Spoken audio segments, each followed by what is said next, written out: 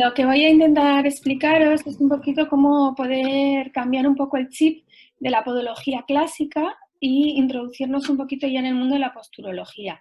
Lo que hay que empezar a hacer es pensar que no podemos solo valorar a los pacientes por los pies, quedarnos únicamente hasta rodillas, sino que tenemos que empezar a ver el cuerpo como un todo, ¿vale? Para ello os he puesto esta imagen de lo que es la tensegridad, donde se ve como cuando yo ejerzo una tensión en un punto del cuerpo, esa misma tensión se va a trasladar a otras partes, es decir, somos todo uno. Es decir, lo que vamos a hablar por sistemas fasciales, ¿vale? Que son como una especie de tela que recubre todo el cuerpo y está todo unido lo uno con lo otro, tanto a nivel visceral como a nivel articular, muscular, etcétera. ¿Vale? Entonces lo que hay que tener en cuenta es esa unidad de todo. Entonces hay que empezar a ver cómo el cuerpo interfiere todo.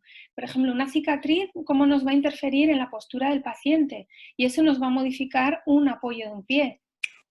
Y también vamos a tener que hablar del concepto de cadenas musculares, donde vamos a ver que todo está unido. Tenemos las cadenas anteriores, las cadenas laterales, las cadenas cruzadas anteriores, las cadenas cruzadas posteriores y demás. Y ahí es lo que tenemos que empezar a integrar, es decir, que un problema que se manifiesta en el pie, quizás su origen no está en el pie. Estamos teniendo una manifestación. Ya, el problema está a distancia, puede ser un problema de mordida, de oclusión a nivel neurosensorial de los dientes, un problema ocular, un problema visceral, etc. Lo que ya estaba hablando Aitor, vamos a hacer la exploración del paciente en los diferentes planos, ¿vale? Vamos a verle en el plano frontal y entonces ya no nos vamos a fijar solo en la alineación de la rodilla, la alineación, las rotaciones de las pinzas maleolares, los movimientos del pie, sino que vamos a fijarnos también en cómo están esas caderas, en cómo está la línea interpupilar, la línea de las comisuras labiales, etc. Las cinturas pélvicas y demás. También en el plano frontal posterior, cómo está la alineación de las orejas, si están al mismo nivel, si no están al mismo nivel, si está inclinada la cabeza, si no lo está, las básculas cómo son, si son homolaterales, si son contralaterales, las alineaciones de los pies, si son los dos pies tienen el mismo apoyo, simétrico o es asimétrico, todo eso nos vamos a fijar porque nos va a dar importancia. No vamos a dejar de fijarnos en la huella, evidentemente los podólogos y los no podólogos, que también nos va a dar muchísima información sobre cómo está esa persona apoyada y por dónde pueden venir ciertos problemas. ¿Vale? En el plano sagital también nos vamos a fijar en cómo está la cintura escapular, cómo está la cintura pélvica, cómo está esa lordosis a nivel lumbar, a nivel cervical, cómo está esa cabeza, si está más anteriorizada, si no está anteriorizada, si está como en esta imagen de aquí abajo, en una posición taché encogida, que luego más posteriormente nos hablará también al ver el respecto, etcétera. Nos tenemos que fijar un poquito en todo, en cómo está la proyección de ese centro de gravedad, si la persona está más anteriorizada, más posteriorizada, si está en el plano, en la zona de extremidad superior, de la extremidad inferior, etcétera. Y también nos vamos a fijar en las rotaciones del paciente, tanto en la cintura escapular como en la cintura pélvica y demás a nivel glúteo. Luego lo que vamos a hacer son diferentes test posturales para poder valorar cómo está ese paciente. Estos test los podemos hacer solo para el pie, pero nosotros los vamos a utilizar para poder testar diferentes tratamientos o diferentes captores de otros campos, como puede ser el ocular, como puede ser el bucal, como puede ser el visceral, como puede ser el podal, etc. ¿Vale? Entonces vamos a fijarnos un poquito en todo, en las alineaciones, como cuando nosotros a ese paciente le añadimos un estímulo externo, cómo va a cambiar los test, el resultado de los test para validar si vamos bien o vamos mal. Los vamos a poder hacer tanto en bipedestación, en sedestación, como en decúbito supino, con diferentes test.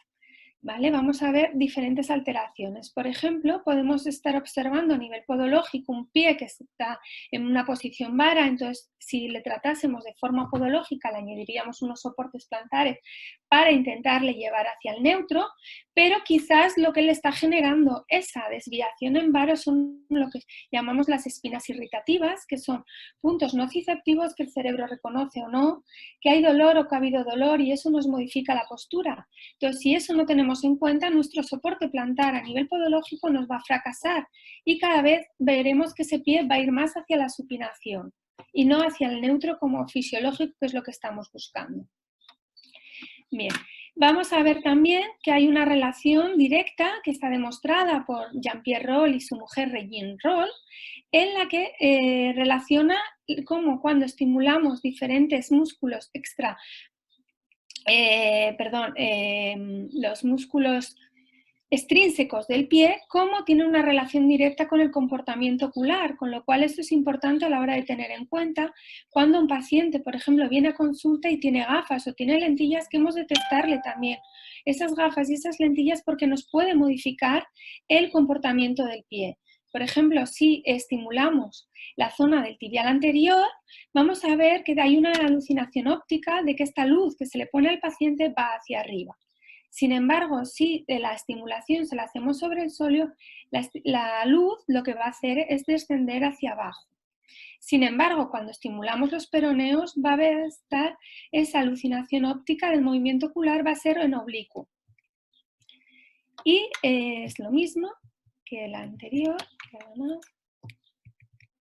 Vale, y ahora por último, a ver si puedo, que se me ha colgado aquí un poquito. Os comento cómo también cuando hacemos estimulaciones en el pie, lo que va a hacer es que hay como una especie de campimetría en el pie, donde depende de dónde coloquemos el estímulo, esto nos va a modificar la posición del paciente. Esto también lo demostró Jean-Pierre Roll, como he dicho que era neurofisiólogo, porque murió hace ya un año, y demuestra cómo si colocamos los estímulos en la parte posterior del pie, lo que vamos a hacer es anteriorizar al paciente. Sin embargo, cuando colocamos esos estímulos en la parte anterior del pie del paciente, lo que vamos a llevarles es hacia posterior. Y no es lo mismo colocarlos de forma unilateral que de forma bilateral. El comportamiento va a ser totalmente diferente. Y esto hay que tenerlo en cuenta.